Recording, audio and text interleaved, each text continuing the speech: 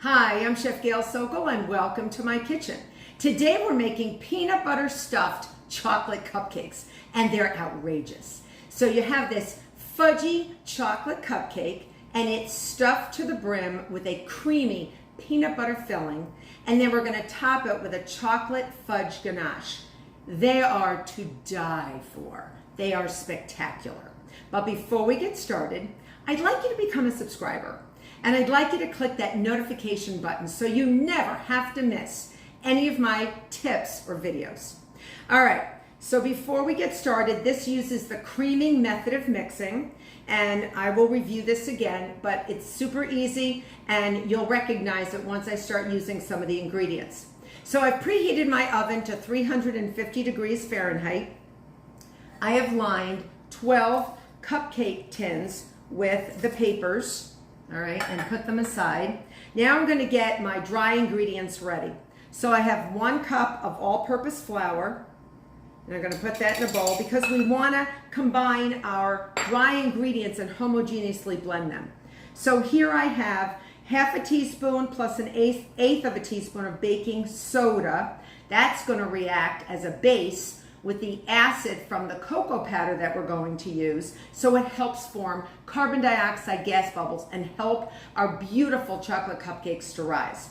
And then we have 1/8 of a teaspoon of baking powder. That'll also act as a chemical leavener as well. And then we have 1/8 of a teaspoon of salt. I'm going to add all those together and just whisk it up, baby. All right, until it's homogeneously blended. And then we're going to put it aside. Oh, I'm going to put it over here. Now, in the meantime, I have taken 1/3 cup plus 2 tablespoons of unsweetened cocoa powder, and I've mixed it with, or I've actually whisked it, with 1/4 cup plus 1 tablespoon of boiling water. And you get this beautiful creamy concoction, but you might not want to try it because it would be very bitter. This is unsweetened cocoa powder. And then you're going to add 1/2 cup of well-shaken buttermilk. And you're going to whisk this together. And you're going to whisk a little bit of the buttermilk in first, or you're going to end up getting it in the face. So buttermilk also is a cultured dairy product. It's acidic, and that's also going to react with our baking soda to help beautiful bubbliness that will help our cupcakes to rise. So all of our ingredients are acting as a team, almost like a football team or a basketball team or a baseball team, so that everybody has a role in this beautiful cupcake. All right, so we're gonna see how it gets nice and smooth and delicious, and then we're leaving this aside. I did it in a large measuring cup because I'm gonna have to pour it into my electric mixer, so it's just a perfect vehicle to pour. All right, ready to go to the electric mixer. So with my paddle attachment, I am going to have 6 tablespoons of softened, unsalted butter and 3/4 of a cup of granulated sugar. And remember, the creaming method of mixing uses softened butter, and we're going to use the sugar to actually cream it, to actually bash the butter against the sides of the bowl on medium speed until it gets light and fluffy, maybe a minute, maybe a couple minutes, depending on how fast your mixer is. I would do it on medium to medium high. And you want the butter to turn white. That means air has been forced into it with the help of the granular sugar crystals. And this helps it form air cells, air bubbles within the butter. It's genius because these air cells meet up with the chemical leaveners, the baking powder, the baking soda. They all meet up, and these air cells enlarge, and that's where our cupcakes rise. All right? So once we get that to be nicely creamed, I have 1 large egg, and I've added 1/2 teaspoon of pure vanilla extract. Don't use the imitation vanilla extract. You will not be happy because it tastes, in my opinion, like cough syrup. So So once we have light, it's not going to be totally totally light and fluffy, but it's going to be lighter and whiter in color. We're going to turn our speed down, and we're going to add our egg and our vanilla. So this is all part of the creaming method of mixing. You cream your sugar and your butter, you get your egg in, or your eggs, one at a time. In this case, we only have one egg. And then we're going to add half of our cocoa buttermilk blend, half of our flour, the remainder of our cocoa blend, and then the remainder of our flour. So we alternate, and that is totally creaming method of mixing. So on low speed, I'm going to add half of my buttermilk cocoa concoction.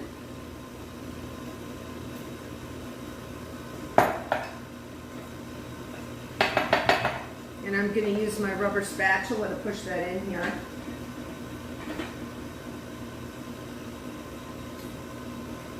I'm going to add half my flour. I did it in slightly reverse order, and it's fine. I should have added half the flour first, but it's fine. So I'm going to add my flour. Do this on low speed, because it will come back at you. All right, so I'm going to add about half. If you need to, you can stop the machine and scrape down around the edges. I may do that real quick. Looks beautiful and chocolatey. And then we'll give it a final mix, like you know I like to do. All right. And then I'm going to add the cocoa and buttermilk, the remainder.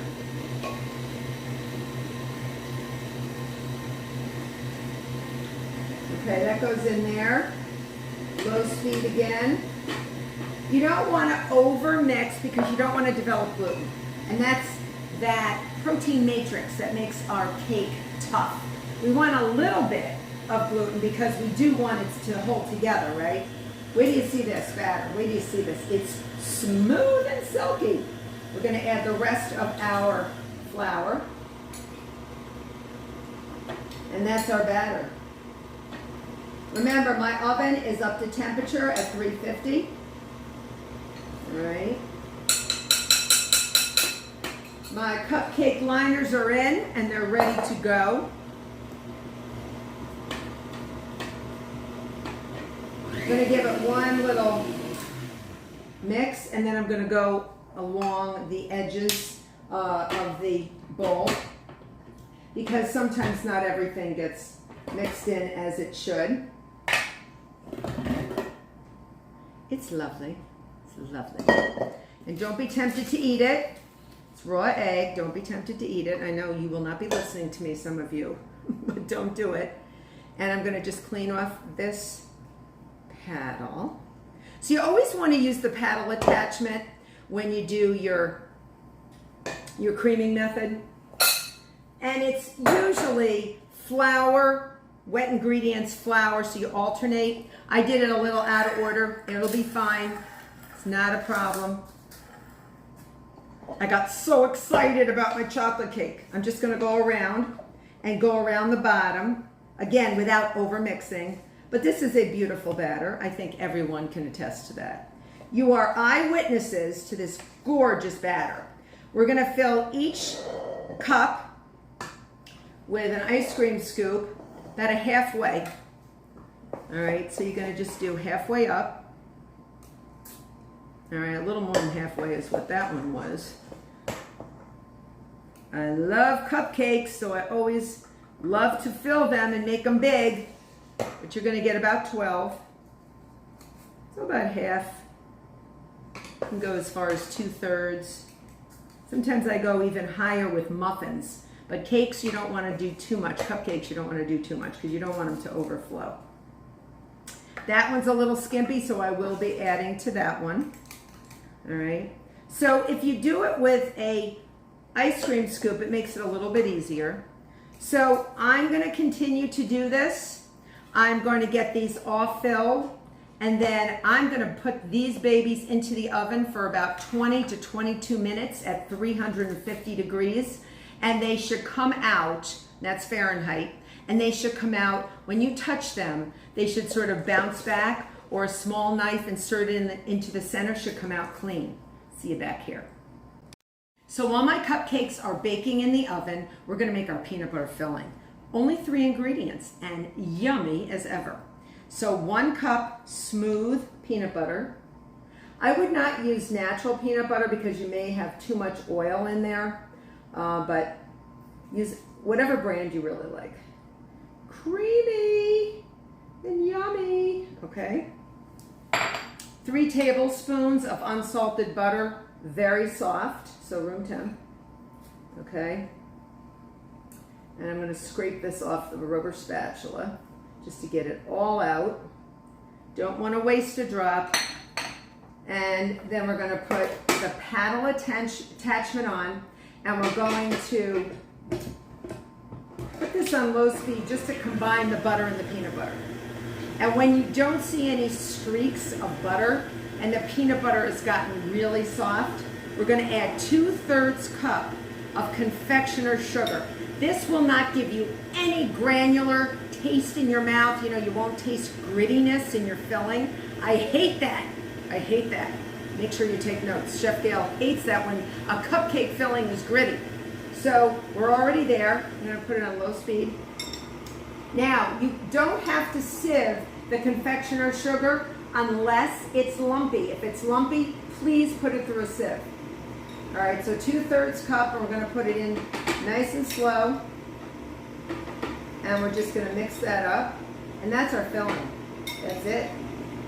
And I would not put this in the fridge if you're waiting for your cupcakes because it'll get hard unless you bring it to room temperature.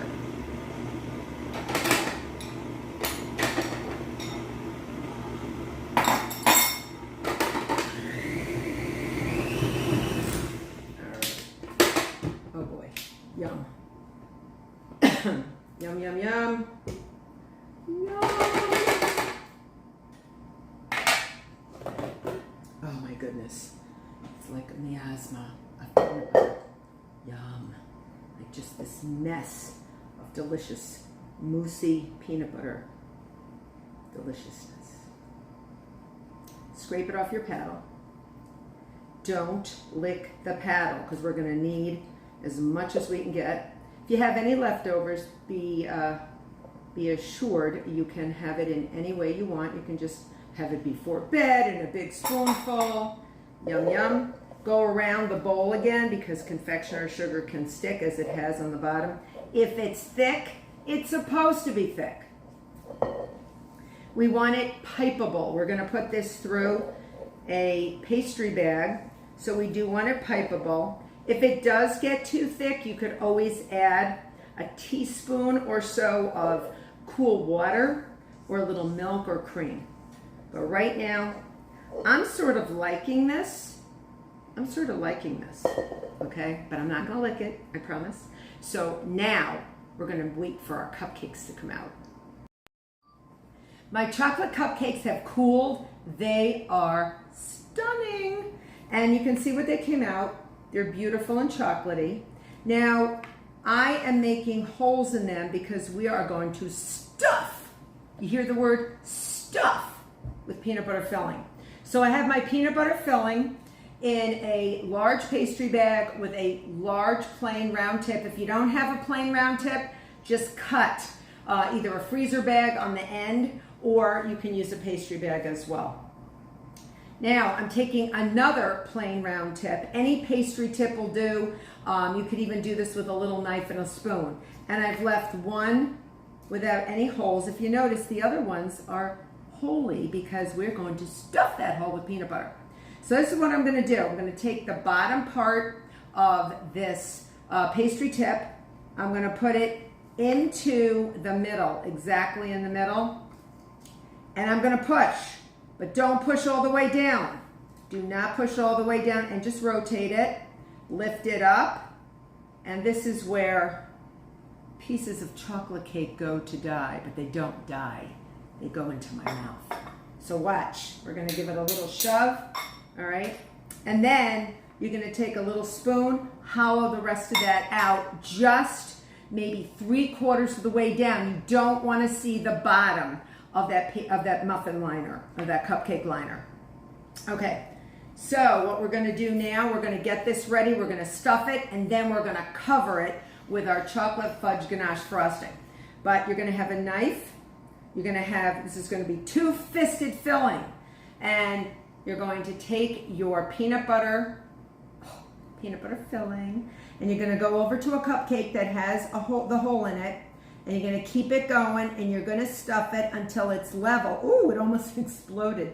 You're gonna take a knife, and you're just gonna go and sort of cut it off. You are cut off, all right, and just smooth it out. It's ready to be frosted with ganache. We're gonna do it again. Go right to the bottom, stuff it, stuff it, stuff it, and then whack it. And you can see how really nice it looks. So it's actually stuffed really, really nicely, and then we're going to put ganache on that. So I'm going to finish these, and then we're ready to ganache. So I'm making my ganache topping. What I did was, you've seen me make ganache a million times. I took 1.5 cups of heavy cream, brought it to a simmer in a large saucepan, and then I took it off the heat and added 3 cups of fine, semi-sweet chocolate. And I use chocolate chips, and that's fine as long as they're high quality. And then I'm putting it over an ice bath. I poured the mixture, let it cool down to room temperature, poured it into a heat-proof bowl, and then I'm putting it over an ice water bath until it sort of mounds and gets thick enough to pipe. And then we're gonna pipe it over our cupcakes. All right, so you can see my ganache that was nice and liquidy now is thick enough to frost. And you can leave it in the fridge if you want, but I like to put it over ice water when I'm in a hurry. And I'm in a hurry to try these because these are so good. So you want to fill this not more than halfway, which I think I almost went over the halfway line. And then you just twist. And then we're going to do a nice rosette on top. And I just don't want one to get into the other. All right, you can do whatever you want. But I want to really get a big amount of ganache on there, all right? And then I'm going to top them with 1/2 of a peanut butter cup. Lovely. And I'm going to go around and around. And you can even try different things if you want. So let's see what else we can do. So we can, if you wanted, you could start here and then just sort of go around, almost like a ruffle. Use your imagination. Okay, use your imagination. Do whatever you want. This is your beautiful peanut butter filled cupcakes. So I'm gonna continue with these, and then I'm probably gonna eat them all. And I hope you become a subscriber. Please make these, because they're outrageous. Till next time.